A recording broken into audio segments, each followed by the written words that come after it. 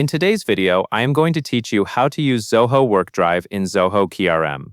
When you connect WorkDrive with Zoho CRM, you get a simple way to store and manage files right alongside the CRM records you already use every day. This is helpful because it keeps important documents like proposals, invoices, or signed agreements tied to the right place, so your team can find them quickly and stay organized.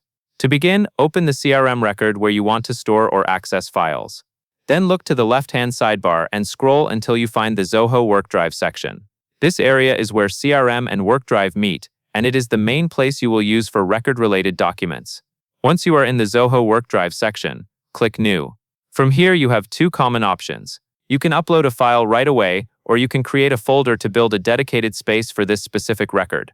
Creating a folder is a good habit when you expect multiple documents over time, because it helps you keep everything grouped and easier to browse later. If you create a folder, give it a clear name so it is easy to recognize, especially if multiple people will work in the same record. If you want to add a document from your computer, choose Upload. Then select the file you need and confirm the upload. After the upload finishes, take a moment to check that the file appears in the WorkDrive area for that record. This quick check helps you confirm it is attached to the right place and ready for others to access. When you need more advanced file management, click Open in WorkDrive.